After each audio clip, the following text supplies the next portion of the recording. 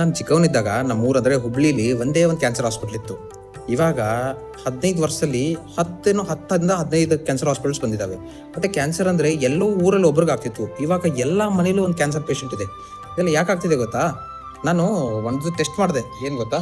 ನಮ್ಮ ಸ್ಟೂಡೆಂಟ್ಸ್ಗೆ ನಾನು ಲೆಕ್ಚರ್ ಇದ್ದೀನಿ, ಅಲ್ಲಿ ಸ್ಟೂಡೆಂಟ್ಸ್ಗೆ ಚೆಕ್ ಮಾಡಿದೆ. ಏನು ಗೊತ್ತಾ? ನಮ್ಮ ಹಳದಿ ಇದು ಬರುತ್ತಲ್ವಾ, ಏನು ಅರಿಶಿಣದಲ್ಲಿ ಪ್ಯಾಕೆಟ್ ಅರಿಶಿಣ ತರಿಸಿ, ಚಲೋ ಕಂಪ್ನಿ ಅರಿಶಿಣ ತರಿಸಿ ನಾವು ಚೆಕ್ ಮಾಡಿದ್ವಿ ಇದರಲ್ಲಿ ಏನಾದರೂ ಕೆಮಿಕಲ್ ಇದೆಯಾ ಅಂತ. ಅದರಲ್ಲಿ ಮೆಟಾನಿಲ್ ಎಲ್ಲೋ ಅಂತ ಒಂದು ಕೆಮಿಕಲ್ ಹಾಕಿದ್ದಾರೆ ಹಳದಿ ಕಲರ್ ಬರೋಕ್ಕೆ. ಆ ಕೆಮಿಕಲ್ಲು ಎಷ್ಟು ಟಾಕ್ಸಿಸ್ ಇದೆ ಗೊತ್ತಾ?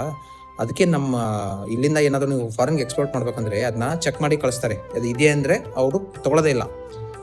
ಆ ಮೆಟನಿಲ್ ಎಲ್ಲೂ ತಿನ್ನೋದ್ರಿಂದ ನಮಗೆ ಕ್ಯಾನ್ಸರು ಬರ್ಬೋದು. ಸೊ ಮೊದಲೆಲ್ಲ ಯಾರಿಗೂ ಕ್ಯಾನ್ಸರ್ ಇರ್ತಿರಲಿಲ್ಲ, ಇವಾಗ ಕ್ಯಾನ್ಸರ್ ಬರ್ತಿದೆ, PCOD ಬರ್ತಿದೆ, ಶುಗರ್ ಡಯಾಬಿಟಿಸ್ ಅಂತೂ BP, ಹೈಪರ್ ಟೆನ್ಷನ್ನು, ಡಯಾಬಿಟಿಸು ಇವೆಲ್ಲಂತೂ ಮನೆಗೂ ಎಲ್ಲರಿಗೂ ಇರೋದೆ ಅಂತ ಕಾಮನ್ ಆಗಿಬಿಟ್ಟಿದೆ. ಸೊ ಯಾಕೆ ಈ ಥರ ಆಗ್ತಿದೆ ಅಂದರೆ ನಾವು ತಿಂತಿರೋ ಆಹಾರದಲ್ಲೇ ಎಲ್ಲನೂ ಸೇರ್ತಾ ಇದೆ. ಮೊದಲೇ ನಾವು ಹಾಲನ್ನ ಎಮ್ಮೆಯಿಂದ ಇಲ್ಲ ಹಾಲು ಮಾರೋರ ಕಡೆ ಇಸ್ಕೊತಿದ್ವಿ. ಭಾಳ ಅಂದರೆ ಅವ್ರು ನೀರು ಹಾಕ್ತಿದ್ರು. ಇವಾಗ ಹಾಲನ್ನ ಟೆಸ್ಟ್ ಮಾಡಿದ್ರೆ ಗೊತ್ತಾಗುತ್ತೆ ಹಾಲಲ್ಲಿ ಯೂರಿಯಾ ಇರುತ್ತೆ ಅಂತ. ಎಲ್ಲದರಲ್ಲೂ ಕೆಮಿಕಲ್ ಇದೆ. ನಿಮ್ಮ ಮನೆಯಲ್ಲಿ ನೀವೇನಾದರೂ ಪ್ಲಾಸ್ಟಿಕ್ಕಲ್ಲಿ ಏನಾದರೂ ತರ್ತಿದ್ದೀರಾ, ಪ್ಯಾಕೆಟಲ್ಲಿ ಏನಾದರೂ ತರ್ತಿದ್ದೀರಾ, ಪಾರ್ಸಲ್ ಆಗಿರಲಿ ಇಲ್ಲ ಯಾವುದಾದ್ರೂ ಪ್ರಾಡಕ್ಟ್ ಆಗಿರಲಿ, ಏನೋ ಮ್ಯಾಗಿ ಆಗಿರಲಿ, ಏನೇ ಆಗಿರಲಿ, ಪ್ಲಾಸ್ಟಿಕಲ್ಲಿ ಬರ್ತಾ ಇದೆ ಅಂದರೆ ನಿಮ್ಗೆ ಅದು ಕ್ಯಾನ್ಸರ್ ಕೊಡುತ್ತೆ ಅಂತ ಅರ್ಥ. ಡಾಕ್ಟ್ರಾಗಿ ನಾನು ಹೇಳ್ತೀನಿ ಅಂದರೆ, ನೀವು ಬದುಕಬೇಕಂದ್ರೆ ನೀವು ಅಡುಗೆ ಮನೆಯಲ್ಲೇ ಮಾಡಿ ತಿನ್ನಬೇಕು.